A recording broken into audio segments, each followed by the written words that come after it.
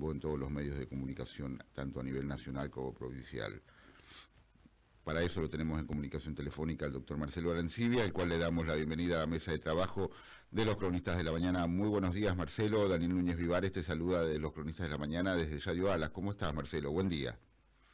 Buen día, Daniel. Un placer estar con vos. Bueno, te agradecemos la atención, como siempre, Marcelo. Bueno, capítulo YPF. ¿El tótem de la corrupción, Marcelo? Totalmente.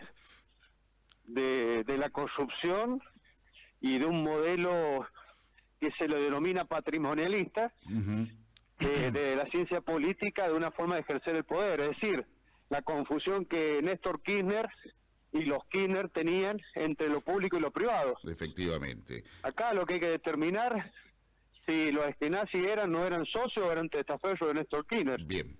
Te voy a hacer escuchar unos breves segundos de la gran editorial que hizo Carlos Pani en el día de anoche, cuyo título fue Eskenazi, YPF, el tótem de la corrupción. Por favor.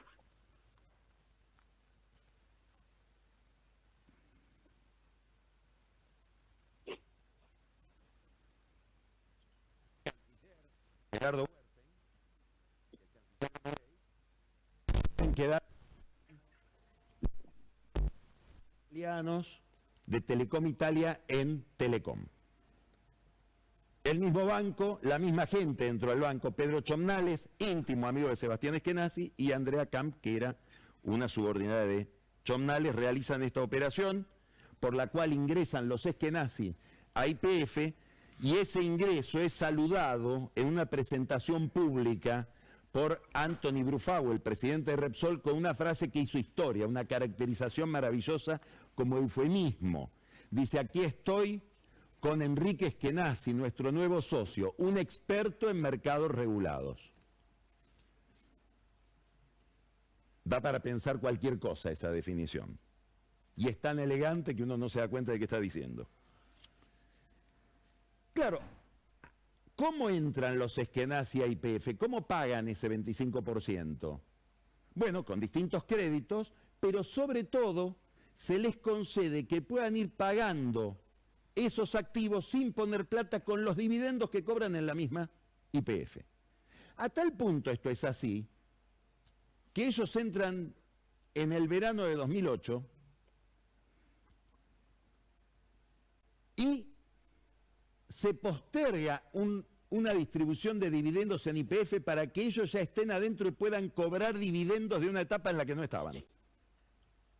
A Repsol le sirve todo eso. ¿Por qué? Porque la política de distribución de dividendos y por lo tanto de desinversión en YPF fue tan generosa que ellos también, Repsol iba sacando fondos de la Argentina probablemente queriendo irse del país e invirtiendo en otras regiones. No solamente ingresan los Eskenazi con el 25% de la empresa, primero fue un 15%, sino que Repsol le entrega el control de la compañía. Sebastián Eskenazi pasa a ser el gerente general, el CEO, y se convierte en amo y señor de YPF. Es interesante este detalle, porque Axel Kicillof, cuando estatiza la empresa, cuando justifica la estatización, enardecido en contra de Repsol, jamás menciona a los Eskenazi, que eran los que verdaderamente manejaban la compañía, y tomaban las decisiones en las cuales se basa Kicillof para justificar la estatización. Por alguna razón, Kicillof tiene una amnesia respecto de cuál fue el papel de los Eskenazi en la empresa. Era la época en que Kicillof no estaba enfrentado a Cristina. No vaya a ser que ahora que está enfrentado a Cristina recupere la memoria. Ocurre un hecho sumamente relevante, que es la muerte de Néstor Kirchner. No relevante solamente desde el punto de vista político. La muerte de Kirchner es muy relevante desde el punto de vista de este submundo de negocios. Porque daría la impresión de que Kirchner controlaba todo esto de manera muy personal, casi secreta, Y habría que escribir un libro sobre los efectos de la muerte de Kirchner en este sistema. Vudú se queda con Chicone, Estiuso se queda con toda la operación judicial, y los esquenazis se quedan con YPF, dándole la espalda a los propios Kirchner. Es decir, hay una especie de Big Bang al cual probablemente Cristina Kirchner sea parcialmente ajena. Ella muy probablemente tenía conocimiento de los movimientos de Lázaro Báez y de Cristóbal López y poco más. Y los esquenazis empiezan a hacer su vida.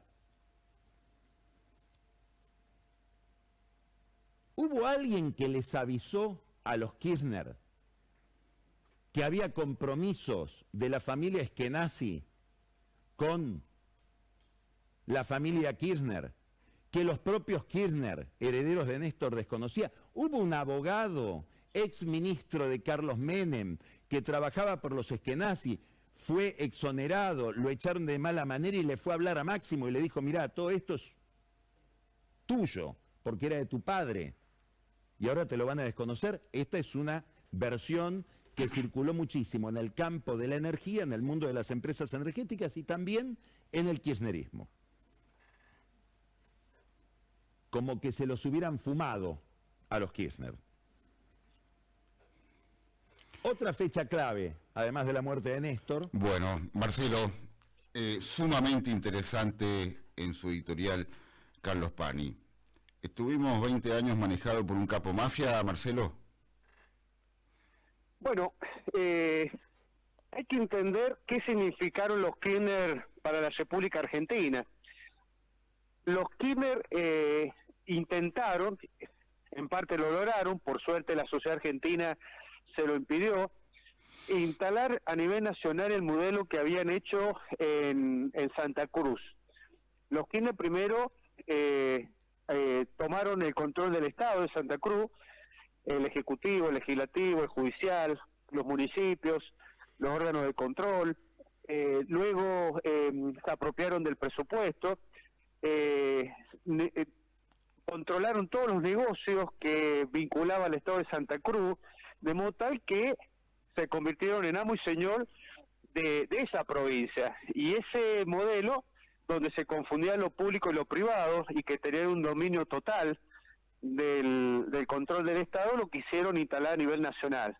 Y YPF es una de esas perlitas que intentaron quedarse, y que, bueno, la muerte de Néstor, como dice Pañi, generó estos problemas sucedáneos del ejercicio del poder, y que a la fecha los argentinos vamos a tener que pagar con holgura el costo de la corrupción y de la intención de los Kirchner de quedarse con todos los negocios que vinculan al Estado. Imagínate el cambio de magnitud de controlar Santa Cruz a la Argentina, el nivel de los negocios. Claro. Que ellos pretendían quedarse. Por eso los fiscales en la causa de vialidad no estaban desacertados cuando planteaban la posibilidad de que Néstor y Cristina encabezaran una asociación ilícita. Bueno, hay otras causas judiciales más que esperan a Cristina Fernández de Kirchner, y ahí se podrá determinar si había o no una asociación ilícita, que es un modelo de poder que se ha replicado en muchas provincias. Gildo Infran en Formosa, Uñac y Gioja lo intentaron en San Juan, Carlos Menem en La Rioja, y así. Son problemas de nuestra democracia que tenemos que resolver, porque no solamente se trata de vivir sin inflación, con crecimiento económico, sino también sin corrupción. Marcelo, desde tu punto de vista, la figura de Axel Kicillof, en ese momento ministro de Economía, ¿se convirtió en un idiota útil, Marcelo, para prestarse para todo eso? ¿O... Ahí no hay idiota, es una pieza más de esa asociación ilícita. Bien. Que debería dar respuesta de su responsabilidad por los miles y miles de millones de dólares que como ministro de Economía, a cargo de la finanza del país, se prestó para que los Kirchner y el peronismo en términos generales se enriqueciera.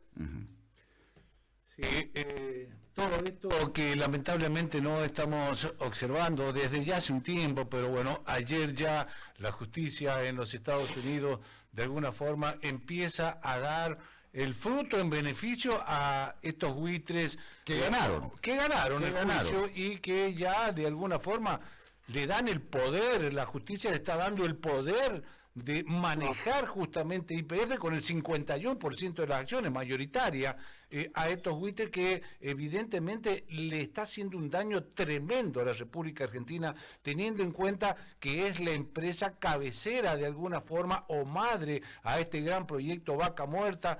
Por algo bajaron las acciones ayer 7-8%, siguen bajando en el día de hoy. El daño es tremendo. Esto que lamentablemente la sociedad o mucha gente de la sociedad todavía no ve lo que hicieron en 20 años el kirchnerismo, ¿no? Bueno, la gente mayoritariamente lo vio y por eso puso fin a un sistema político que no funcionó más en el 2023. Ahora estamos pagando las consecuencias de ese gobierno nefasto de los Kirchner, donde a la ineficiencia económica más la corrupción provocó lo que estamos viviendo hoy los argentinos. Incluso, en mi humilde opinión, una de las consecuencias es tener a este presidente tan guarango que tenemos hoy por hoy, como es el caso de Milei, que también tiene la situación económica atada con alfileres. Sí, totalmente. Pero acá ha habido un proceso de corrupción desenfrenado, desembocado, donde la idea era perpetuarse en el poder y quedarse con todos los negocios del Estado. Eso y lo de Chávez y lo que se ve en modelos de democracias débiles o semi-autoritarias, es lo mismo, y la sociedad argentina, bueno, lo enfrentó y bueno, puso también el cuerpo en muchas marchas, en muchas elecciones, y se los excluyó. Lamentablemente el 2019 la sociedad se olvidó mayoritariamente de lo que no había pasado y los puso otra vez el gobierno para que terminaran el trabajo y terminar reventando la economía argentina. Ahora, acá hay un problema de cultura política y de tanta impunidad en este país que, bueno, es una posibilidad que perdamos YPF y con eso la fuente que el actual gobierno pensaba que iba a generar los dólares para controlar la macroeconomía. A partir de esto, si nosotros no hacemos nada, y bueno, mañana vamos a perder la riqueza de los minerales vitalíferos que tenemos en la cordillera, porque son capaces, si no hay reformas culturales e institucionales, de regalar o perder lo que tenemos. El gobierno, hasta acá no ha demostrado nada el gobierno nacional en cuanto a la defensa. De hecho, también el propio PANI manifiestan de que han puesto a un tipo al frente de este litigio bastante cachivachesco. El mejor que trató de defender esta situación fue el Procurador General del Tesoro de Mauricio Macri, ¿no, Marcelo? Sí. Sarabia Fría demostró ser un funcionario muy eficiente y que plantó muy bien el caso cuando le tocó defender los intereses argentinos en los tribunales de Nueva York. Lamentablemente, cuando llega Fernández, todo eso se desarticula para encubrir seguramente el delito que habían cometido los Kirchner y esto que todo el mundo sospecha, que eran los dueños y que los Eskenazi eran meros testaferros, y que después hubo un desencuentro de intereses cuando Néstor murió, porque generalmente los testaferros no firman contra documentos. Claro. Ahora, lo que preocupa es la actitud del gobierno de Milei a la hora de defender estos intereses, porque los abogados que ha puesto a cargo de la defensa de YPF y de Argentina son abogados que tienen intereses a favor de Burford, más que de Argentina. Efectivamente, está todo hecho para que gane este fondo buitre, Marcelo, a los cuales los Eskenazi le han vendido el derecho de litigar en contra de la Argentina. Claro. Te traigo un poquito a la provincia, Marcelo, en esto que ya, sin ninguna duda, dentro de poco va a ser la carrera, que tiene que ver con las elecciones en el mes de octubre, con estos 3 diputados nacionales que San Juan tiene que reemplazar a nuestro Congreso.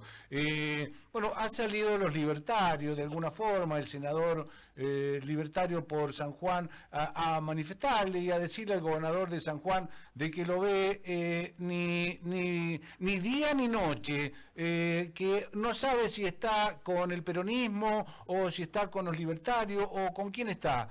y el gobernador de la provincia de San Juan en un acto ha manifestado y de alguna forma le ha puesto un coto a quienes quieren de alguna forma formar una alianza justamente con el gobierno provincial o con lo que es Unidos por San Juan, creo que se llama Cambia San Juan. Cambia San Juan. Bueno, lo que era Cambia San Juan. Le ha manifestado que para poder llegar a estar en este frente tienen que tener una identidad provincial, de alguna forma reconociendo de que lo único que quiere es la defensa de la provincia. ¿Cómo ves el panorama en San Juan?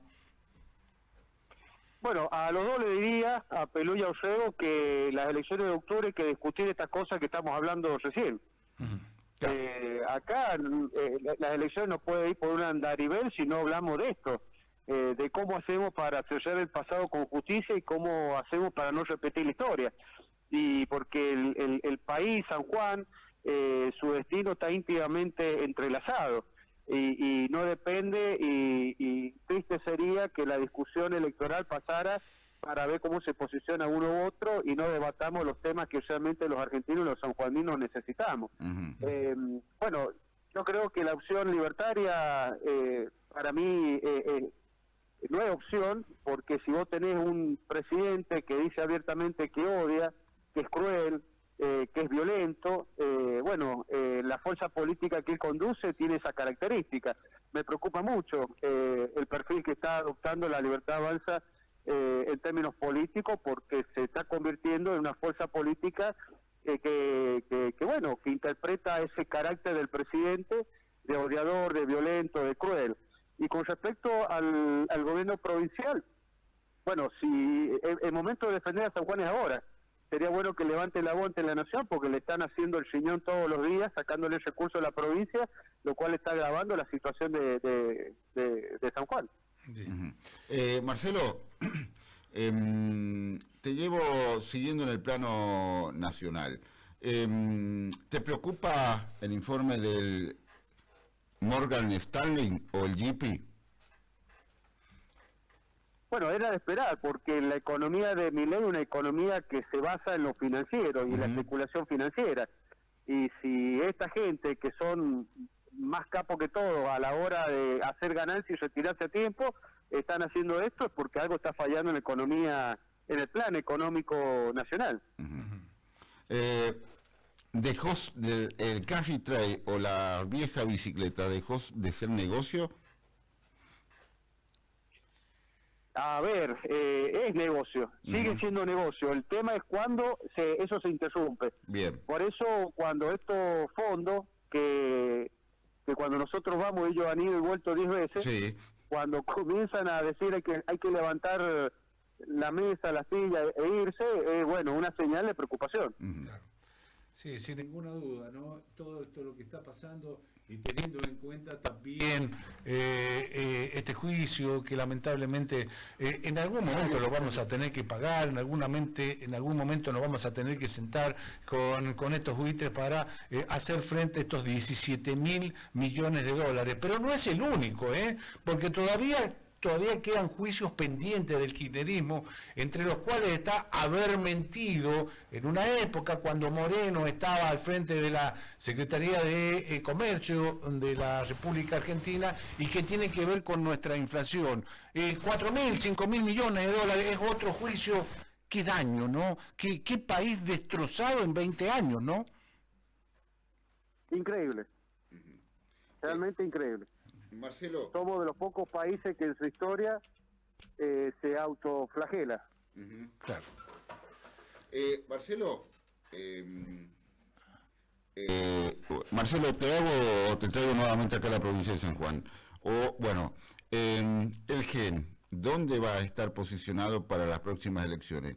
La consulta es lo siguiente: ya estamos en el mes de julio, en agosto ya hay que ir avisorando cuáles van a ser los jugadores, cómo se va a jugar, es decir, porque, ya entramos en la etapa preelectoral, por lo menos, Marcelo. Sin Milei y sin Cristina. Sin Milei y sin Cristina. Lo mismo que, de alguna forma, GEN a nivel nacional. De alguna forma, yendo por la parte del centro, en esta unión de diputados que tiene justamente la Cámara Nacional, donde estaba Pichetto a cargo de la misma, o presidente de la misma, donde está gente del peronismo federal, donde está el GEN, donde está justamente el ARI, entre otros. Sí, cada provincia tendrá su particularidad. Lo que nosotros consideramos es que no podemos propiciar la grieta y la polarización de dos extremos populistas, y que el populismo solamente lo puede enfrentar una fuerza política o un espacio político democrático. Sin Milei y sin Cristina, ¿como el gobierno de la provincia está planteando, Marcelo? Bueno, a ver, el gobierno de la provincia está planteando un acuerdo con la nación, con los libertarios. Pelú le cierra la puerta, seguramente por alguna especulación de las negociaciones a la hora de plantear una lista de unidad o no, pero vos podés apoyar al gobierno nacional con lista de unidad o con una lista que pida el voto para Milei también. Te llevo al plano, no sé si lo conozcas, la figura del gobernador de Chubut. ¿Te parece interesante la figura de Nacho Torres? Sí, me parece un emergente importante en la política argentina. ¿Pensás que por ahí viene de alguna forma lo que puede pasar en el 2027 a nivel nacional con esto que fue en algún momento Cambiemos, Juntos por el Cambio? Bueno, los partidos que integraban Juntos por el Cambio, los más importantes, fundamentalmente el PRO, están partiendo hacia la Libertad Avanza. Bien. Eso no significa que se lleven el espacio político y los votos de una parte de la sociedad argentina que considera que se necesita de fuerzas políticas democráticas, republicanas, con una visión económica inteligente y productiva, cosa que no ofrece ni garantiza ni la Libertad Avanza ni el peronismo. Marcelo,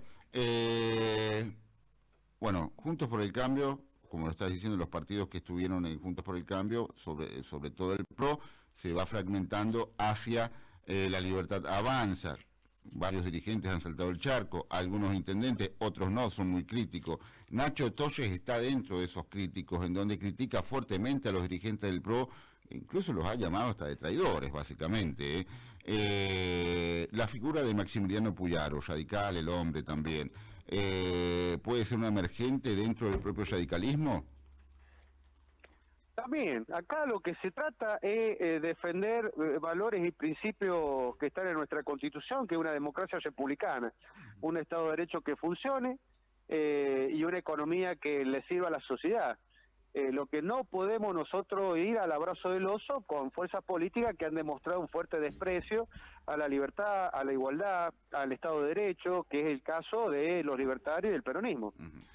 Por último, tío, yo te pregunto de mi parte la última, que tiene que ver justamente con las elecciones próximas. Ya ha salido, ¿no? Bueno, una empresa, un encuestador, Maximiliano Aguiar, diciendo de que en San Juan se puede dar la situación de 3/3. ¿Estás de alguna forma, observás esto que se puede dar en la provincia? Si hay 3/3, va a haber una parte muy importante del electorado que no va a ir a votar. Tal como viene sucediendo, Marcelo. De crear un cuarto espacio. Claro. Tal como viene sucediendo, Marcelo. Claro. Marcelo, te hago la última para ya liberarte y agradecidos por tu atención. En esta, ya en esta carrera preelectoral, el GEN acá en San Juan, vos como dirigente de San Juan, ¿estás teniendo conversaciones con parte de lo que fue Cambia de San Juan, el gobierno de la provincia, que hoy en día gobierna de la provincia? No, todavía no. Todavía no. No son de mucho hablar esa gente. Bien. Y no son de mucho convocar, digamos, ¿no? Tampoco. Bien. Y nos manifestaste que habías tenido conversación con un ex intendente de la capital. Estamos hablando con el doctor Bastrowski en esto que se denomina este nuevo espacio, que es el esqueletismo, ¿no? Sí, pero no va a haber un acuerdo electoral porque la sociedad exige, ciertas lógicas, ciertas coherencias. No está dado el clima para un acuerdo electoral con el sector de Baitroqui. Bien. Marcelo, te agradecemos por tu tiempo, por tu atención. Por favor, muchas y gracias. obviamente te vamos a estar convocando. Muchísimas gracias. Muchas gracias. Ha sido un placer. Fue Marcelo Arancibia charlando con los cronistas de la mañana. Bueno, Daniel, seguimos con más información. Está en la tapa del diario La Nación, Daniel, la editorial